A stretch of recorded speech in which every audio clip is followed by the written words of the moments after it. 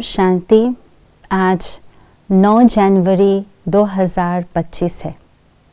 बाबा इस अव्यक्त तपस्या मास में मुरलियों के द्वारा अलग अलग लक्ष्य हम बच्चों को देते हैं।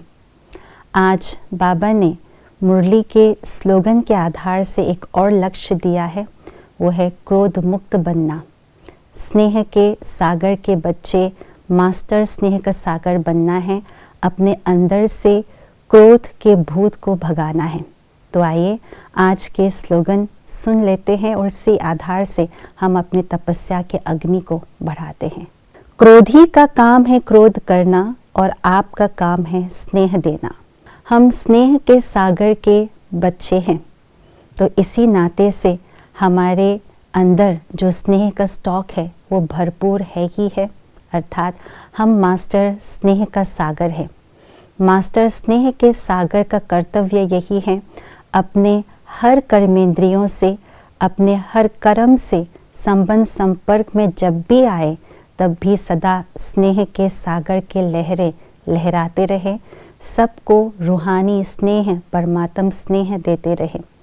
चाहे कोई भी कैसे भी आत्मा क्यों न हो, क्रोधी आत्मा क्यों न हो, तो वो क्रोधी आत्मा जो है उसका कार्य ही है क्रोध करना, क्योंकि उनके स्वभाव में, संस्कार में क्रोध का भूत समा गया है। इसलिए जब भी वे कोई भी कार्य करते, बोलते, तो उस क्रोध के भूत के वशीभूत होकर के करते हैं।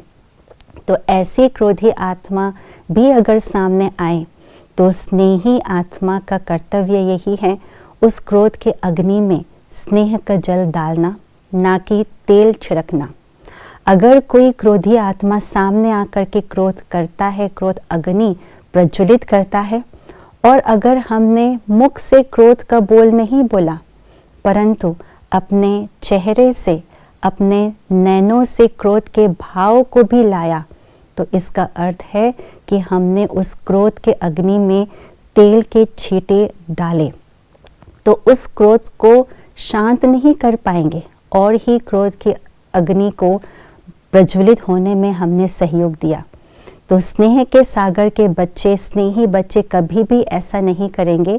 अपने हाव भाव से भी क्रोधी आत्मा के क्रोध को हम आगे नहीं बढ़ाएंगे।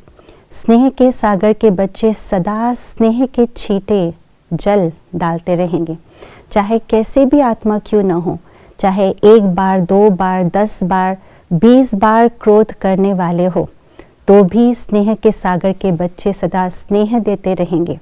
कई बार रॉयल रूप से यही कहते हैं, इसने रॉन्ग किया ना इसलिए क्रोध आ गया, इसने झूठ बोला ना इसलिए क्रोध आ गया।